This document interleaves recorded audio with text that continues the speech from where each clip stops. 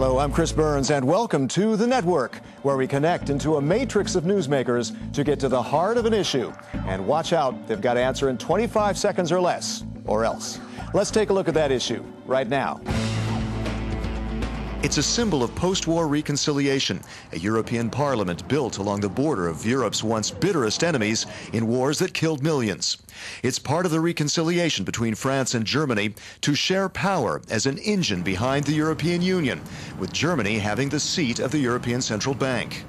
It's also costly, estimated at over 200 million euros a year, to maintain the complex of buildings and to transport more than 700 MEPs, thousands of staff, and tons of materials 400 kilometers from Brussels. It's known as the traveling circus.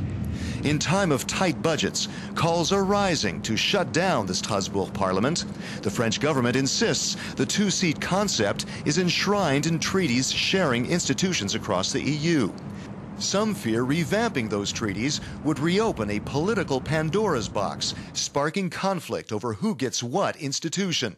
Others say shutting Strasbourg would be a strong symbolic gesture of solidarity with those hurting from budget cuts and would fight the image many Europeans have of a wasteful EU. Now, wired into this edition of the network is, here at the European Parliament, Rainer Wieland, Vice President of the European Parliament and a member of the EPP group. He does favor the Parliament being in Strasbourg. Edward Macmillan-Scott, who is also Vice President of the European Parliament and a member of the ALDE group. He is co-chair of the Single Seat campaign.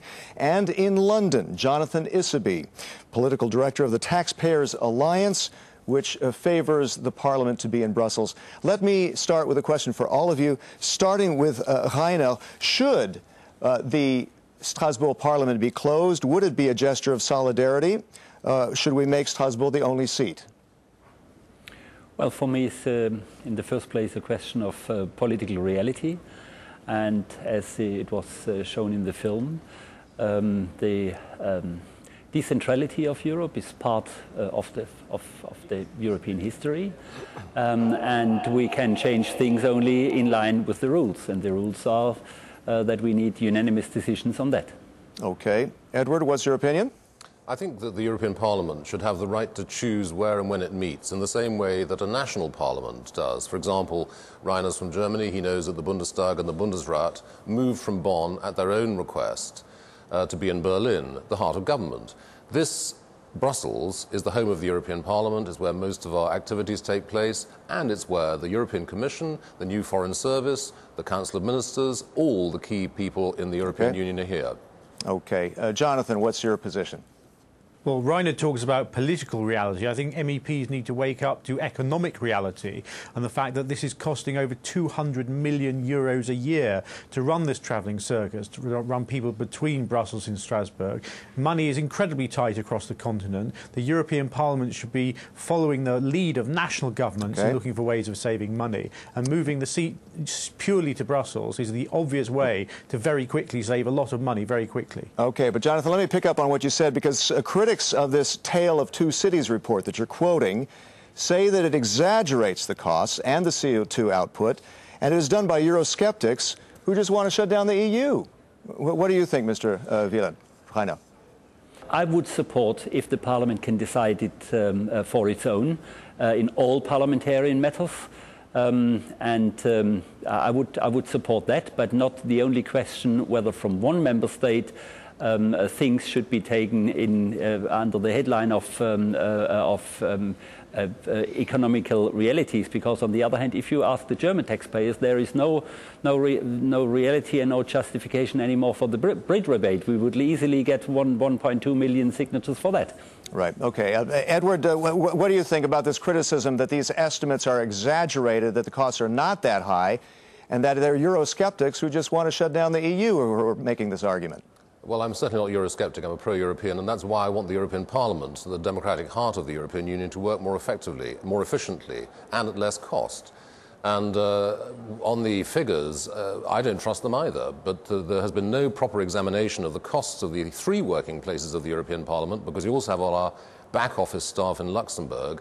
since 2002. That is now forthcoming as a result of our campaign. The European Parliament's administration is opening up. Okay. Jonathan, let me pitch it to you a little bit differently. What about this argument about geographical diversity, that you really should spread out European institutions around Europe so you avoid what some people are worried about is a super state centered in Brussels?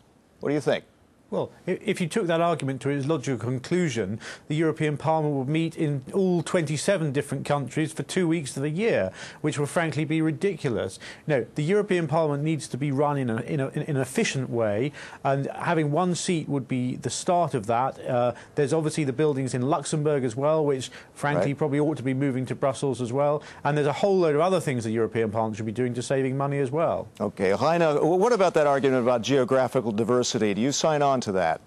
The Parliament has to have the right to decide these things for its own, in terms of where we sit, when do we sit, in which buildings, but also in many other questions. For example, the question of immunity, the question of salaries. If the European Parliament would get this right for self-organisation, then I would be ready to discuss that furthermore. Okay, but what about this argument that if we did want to change this and shut down Strasbourg, we would technically have to renegotiate the treaties? Isn't that a can of worms? Isn't that a Pandora's box that we want to avoid, Jonathan? Well, no, frankly, if the governments have to renegotiate the treaties to do it, they should jolly well get on and do it now, because those national governments are the ones who are having to lead the way in saving money, and they should be giving, if they have to give direction to the European Parliament through a treaty change, then so be it. And there's actually, while we're at it, a lot of other things that ought to be changed in the treaties too, but that's probably for another day. Okay, Edward, don't we have to renegotiate the treaty? Isn't that going to be a minefield? Not necessarily. The paradox is that the European Parliament now has powers to decide with ministers in almost every area except where it meets and when it meets. And so, but we do have a new power to make proposals for treaty change, and that work is ongoing.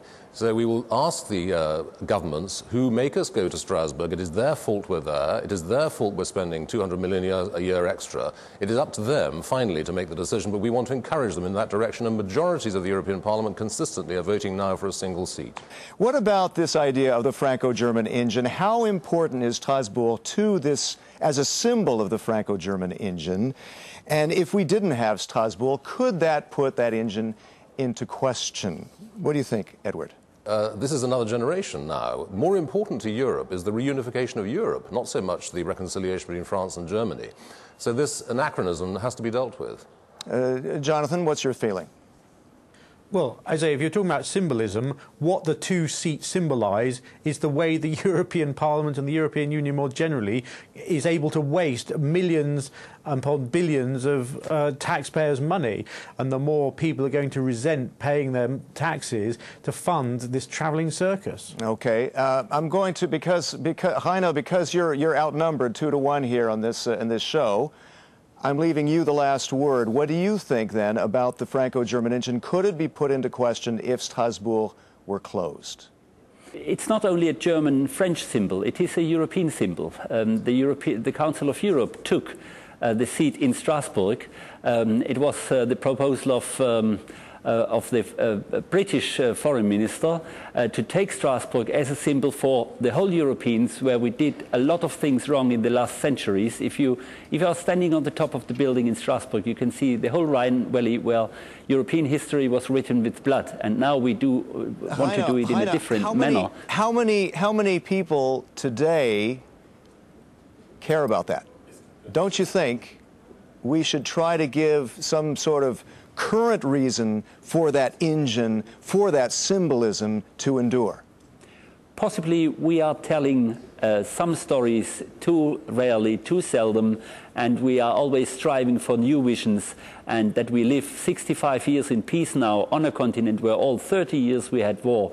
It's worth to tell again, even the stories seem a bit old-fashioned. It's brand new. Heine, thank you very much. Thanks to all of you. That's all the time we've got for now. I'd like to thank our guests Heine Wieland, Edward Macmillan-Scott, and Jonathan Issaby. I'm Chris Burns, and until next time, thanks for connecting with The Network.